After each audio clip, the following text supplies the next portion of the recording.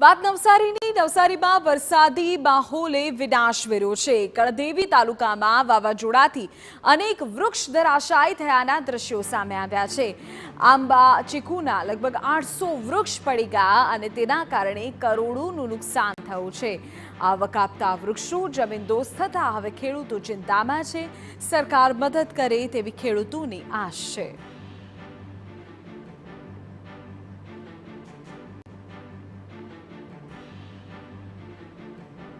નવસારી જિલ્લો એટલે બાગાયતનો બગીચો અને એમાં પણ ખાસ કરીને ચીકુ અને કેરી મોટા પાયે થતા હોય છે અને સમગ્ર દેશમાં એ ચીકુની વખાણ થતા હોય છે। પરંતુ જે ચક્રવાતની સ્થિતિ નિર્માણ થઈ હતી એને લઈને જે કંઈક ખેડૂતો છે એમાં નિરાશાની લાગણી વ્યાપી છે, કારણ કે મોટા પાયે કેરી અને ચીકુના જે કંઈક ઝાડો છે 25 થી 30 વર્ષ જૂના કે 50 વર્ષ જૂના પણ ઝાડો છે એમને મોટા પાયે નુકસાન થયું છે, જેને લઈને ખેડૂતો જે સરકાર પાસે અપેક્ષા રાખી રહ્યા છે। કેટલાક ખેડૂતો સાથે વાત કરીશું અને એમની પાસે જાણવાનો પ્રયાસ કરીશું કે આ પ્રકારનું ચક્રવાત ફૂંકાયું હતું, આ કયા વિસ્તારમાં આ પ્રકારની સ્થિતિ નિર્માણ થઈ છે। ખાસ કરીને અંચેલી ને સૌથી વધુ નુકસાન કછોલી ગામમાં છે। આશરે 300 થી 400 બાગાયતી પરિપક્વ ઝાડો જે ગણાય અમારા ખેડૂતોના, ચીકુના, આંબાના આવક આપતા જે ઝાડો છે તેને વ્યાપક પ્રમાણમાં નુકસાન છે અને ગણતરી કરવામાં આવે આશરે તો કરોડો રૂપિયાનું નુકસાન છે, જેથી કરીને ખેડૂતો ભવિષ્યમાં કેવી રીતના ઊભા થશે તેના માટે સરકાર પગે મદદ કરે એવી ખેડૂતોની આશા છે। બીજી એક વાત કરીએ તો કેટલું મોટું નુકસાન કહી શકાય અને ખાસ કરીને એક ઝાડ કેટલી આવક આપતું હોય છે? એમ જોવા જઈએ તો બહુ મોટું નુકસાન કહેવાય, કારણ કે આ એક આજીવિકાનો પ્રશ્ન હતો।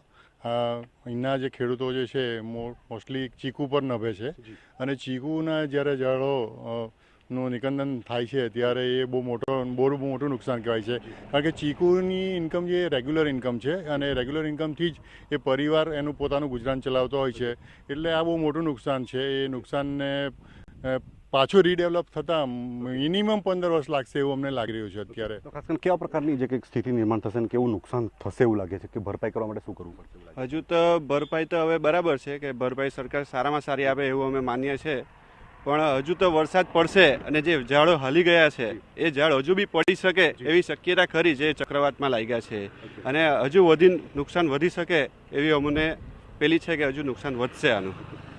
સમગ્ર જે ઘટનાક્રમ છે એમાં ક્યાં ક્યાં રજૂઆતો કરવામાં આવી છે, કેવી અપેક્ષાઓ છે? આખી ઘટનાની અમને જાણ થયા પછી અમે તરત જ તંત્રને રજૂઆત કરી હતી, ડિઝાસ્ટરમાં કરી હતી, મામલતદારશ્રીને કરી હતી, કલેક્ટરશ્રીને કરી હતી, કૃષિ પ્રધાનને કરી હતી, અમારા ધારાસભ્યશ્રીને રાકેશભાઈને કરી હતી અને રાકેશભાઈએ ત્યાં રસ દાખવીને તરત જ ગાંધીનગર હોવા છતાં ફોલોઅપ લીધું છે ને બપોરે સર્વે પણ થઈ ગયો છે, એટલે તંત્રની કામગીરીથી અમે સંતુષ્ટ છીએ। પણ હવે પછીની જે કાર્યવાહી છે તે સરકાર વિચારીને ખેડૂતોને સારામાં સારું વળતર આપે। ખાસ કરીને મારા ગામના તાલુકા પંચાયત સભ્ય, આપણા તાલુકા પ્રમુખ શ્રી પપ્પીભાઈ, એ બધાનો આભાર માનવો છે કે એ લોકો ખડે પગે અમારી સાથે હાજર રહ્યા છે આખો દિવસ અને અમને સારામાં સારી પેલું કરી છે એમ, એટલે અમે તંત્રથી ખુશ છીએ। તો ખાસ કરીને જે સ્થિતિ નિર્માણ થઈ છે એ કુદરતી આપત્તિ કહી શકાય। કુદરતી આપત્તિમાં જે રીતે ખેડૂતોને નુકસાન થયું છે, કેરી અને ચીકુ પાકો એ રોકડિયા પાકો છે, ખેડૂતોની સદ્ધરતાની એક મોટી નિશાની છે અને એમાં પણ નવસારી જિલ્લાનો ગણદેવી તાલુકો બાગાયતી પાકોના લીધે ખૂબ વખાણાય છે, પરંતુ જે નુકસાન થયું છે એની ભરપાઈ સરકાર કરી આપે, થોડીક મદદ થાય એવી અપેક્ષા રાખીને બેઠા છે। નિલેશ ગામી, TV9 નવસારી।